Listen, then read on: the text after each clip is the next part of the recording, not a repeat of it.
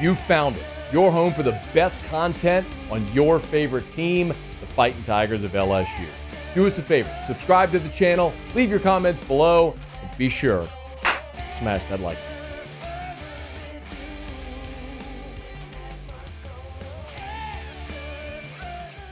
So LSU played its bowl game on New Year's Eve, and then the portal window stayed open for 5 more days after that.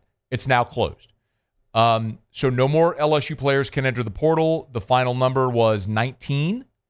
And now LSU looks to polish off this portal class as they move into the 2025 offseason and how this all may look as they continue to put together the roster.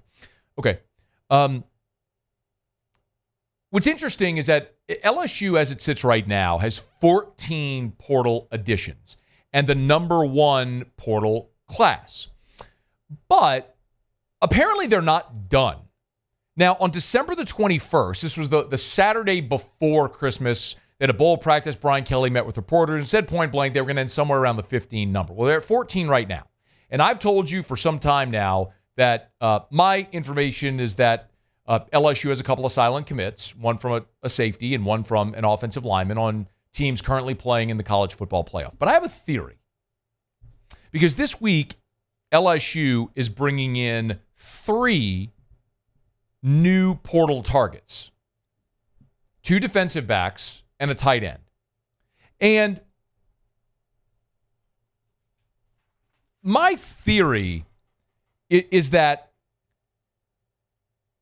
LSU is not going to allow themselves to be left holding the bag. Follow me here. And sometimes this is just learning lessons from the School of Hard Knocks. Look at the Bryce Underwood situation. Now, I understand that is a, maybe in the legitimate sense of the word, a unique situation. I don't know that we've ever seen, quite literally, a situation like that where you had a guy that was committed for so long and then had a $12 million bag dropped on him and he left. But the problem there for LSU is you didn't have a backup plan. Shea Dixon said it here point blank too many times. Like, there was no backup plan for Bryce Underwood. There was no plan B. That was it. And so, now thankfully, you had money to spend in the transfer portal. And so you went and spent money in the transfer portal, and you got Michael Van Buren, a very competent, capable, high upside backup who's got SEC experience, who kind of fills the role of Ricky Collins to back up Garrett Nussmeier and maybe win the job in 2026. We'll see. But you didn't have a backup plan. I think of last year, whenever coming out of spring football, Brian Kelly said point blank, got to go get defensive tackle help. Got to go get defensive tackle help. And because you didn't address defensive tackle in the first portal window, because you thought you had a good chance of getting Mason Smith and Mekhi Wingo back, and said they both left and Jordan Jefferson left, and you had nobody, and then you go into the spring portal window and you are desperate. You know what I mean? Like in spring football, that's when they moved Kimo Makanaiole to defensive tackle just because they didn't have bodies. Like, you had Preston Hickey running significant snaps there, the transfer from Oklahoma State. Like, you were desperate for bodies. And so they went into that spring portal window and they had to go get bodies. And because they were desperate, they had no leverage in negotiating. And Dominic Williams ends up at TCU, and Simeon Barrow ends up at Miami, and LSU ends up with J.V.R. Suggs from Grand Valley State. Now, thankfully,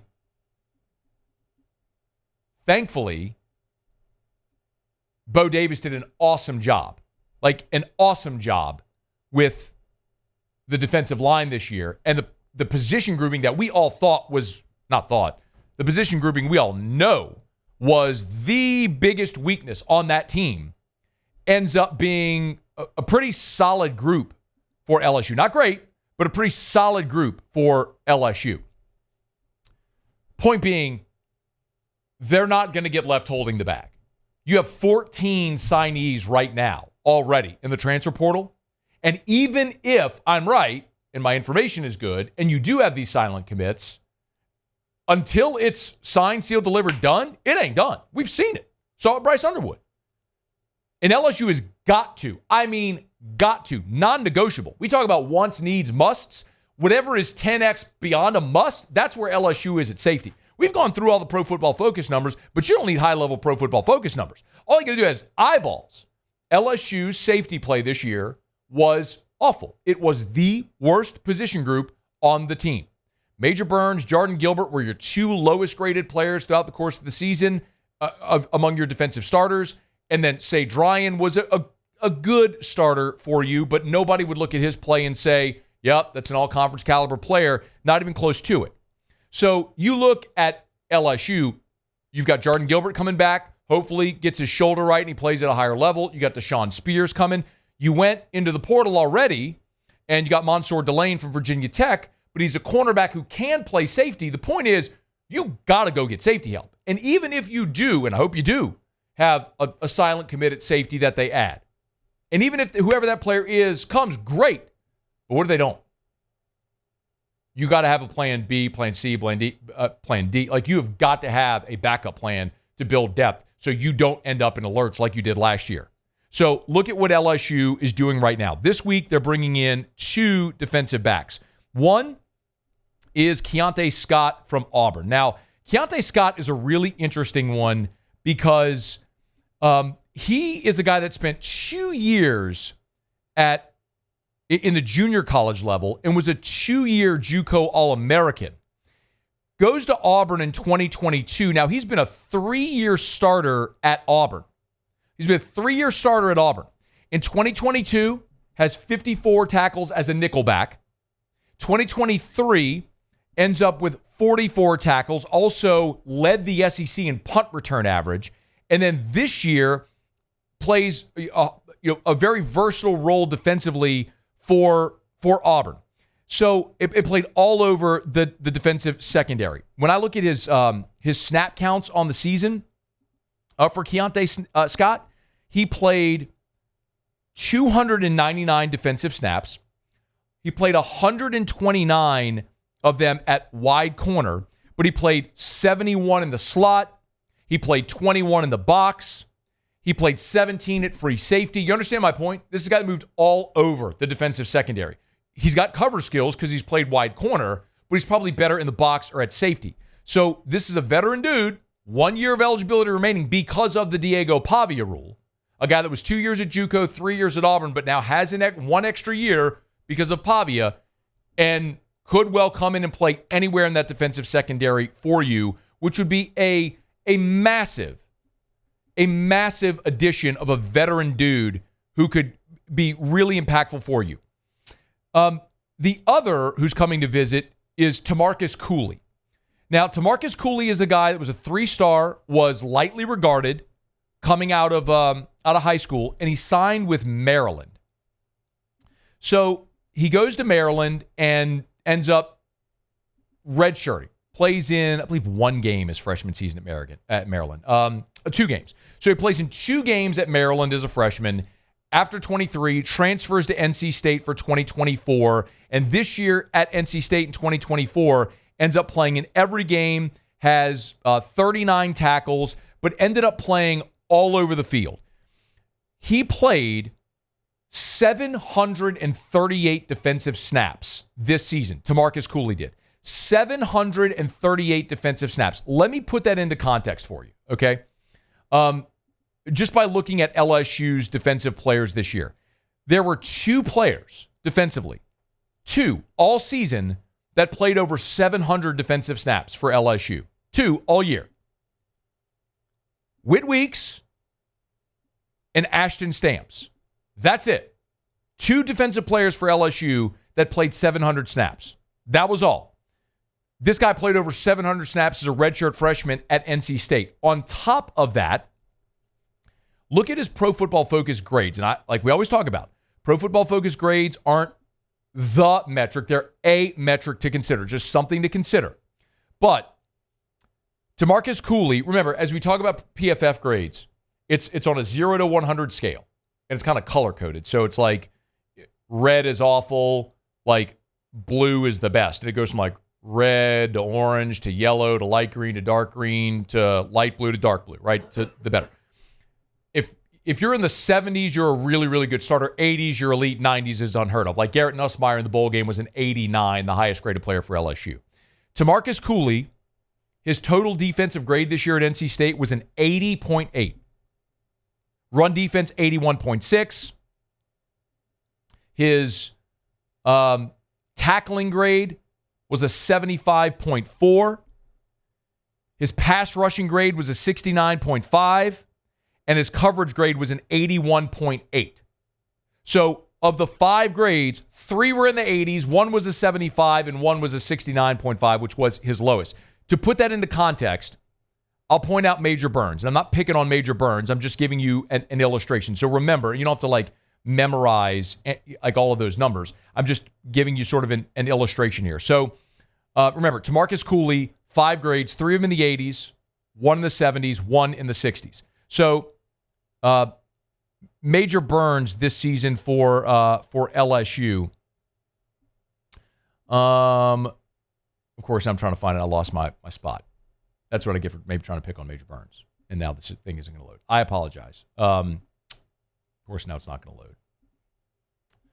Hang on 1 second. Let me get this to load. All right, I don't know why it's not loading. My apologies. Anyway, all of Major Burns' grades this year were in the 50s. He had 1 grade above that were in the 70s, and it was his pass rushing grade. So he's actually a very good pass rusher for LSU, but his overall defensive grade was not very good. Actually, here it is. I found it. So Major Burns on the season, his total defense grade was a 57.6. His run defense grade was a 53.7. His tackling grade was a 54.4. His coverage grade was a 55.6. And then his pass rush grade was an 84.1. So he's exceptional at rushing the passer. Everything else, he was in the 50s, which is bad. So you're talking about a guy with 3 years of eligibility remaining who outperformed your 5th-year player this year. Another reason to like someone like Cooley is future depth. Even if you bring him in and he doesn't win a starting job in 2025, okay, he's got 3 years of eligibility remaining. Remember, in the last 2 portal classes, you have lost a half dozen defensive backs. Bernard Causey's gone, Michael Dartery's gone, Jeremiah Hughes is gone, Kylan Jackson's gone, Ryan Yates is gone, and then Juwan Johnson's playing running back. So you've lost a half dozen players in your last 2 signing classes that are in the secondary. So your young depth in the secondary is gone. Here's an opportunity to go get a guy who maybe factors in as a starter in 2025, but even if he doesn't, after that, he's got 2 more years of eligibility to help supplement for the future so you're not in as dire a situation next year. Just something to file away with those 2 guys. Keon Scott, veteran dude, 1 year remaining, 3-year starter in the SEC. Tamarcus Cooley, very productive starter at NC State this season for the Wolfpack with 3 years of eligibility remaining. And then the other player that is going to visit LSU this week, it's a little bit of an odd one, but it's Donovan Green, who's a former Texas A&M tight end. And Green's interesting because he goes to A&M as a freshman and has a very productive freshman season. And then after that, he suffers an ACL injury, redshirts in his second season in 2023. And then in 2024, this season, he played really a reserve role for the Aggies. So you're talking about a guy who started his career very productive, and then the last 2 years has waned, but has 2 more years of eligibility, and potentially 3 if he gets a medical. This is another one where I go, immediately it doesn't make sense. You went and got Bauer Sharp out of the transfer portal. He's a plug-and-play starter. We all are very impressed by what Trey'Dez Green did in the bowl game. So you've got those 2 tight ends, and then you sign J.D. LaFleur. So that's 3 scholarship tight ends you have. I don't know if Donovan Green would step in and be an immediate impact guy for you because you're bringing in Bauer Sharp to be that with 1 season of eligibility remaining, and then Trey'Dez Green obviously is going to have a big role next year. But similar to Tamarcus Cooley, could someone like Donovan Green be a young depth piece? Because remember, you lost 4 guys. out of your recruiting class from 2 years ago. The 4 tight ends you signed 2 classes ago, they're all gone. So you need that young depth. So next year, after Bauer Sharp is gone, you're not starting over again with young guys or having to go back into the portal to get a veteran guy. You can have a guy that's already been on your roster. I think that's the theory. That's the thinking with where they are right now with this portal class. So 3 guys visiting LSU this week. I'm not telling you they're going to get them all. I'm not telling you they're going to get any of them. But I think I can understand what Austin Thomas, Brian Kelly, Frank Wilson are thinking as they're considering and continuing to consider players in this transfer portal class. Hey, thanks so much for watching. Please leave your comments. I love to interact. And be sure to hit the red subscribe button below.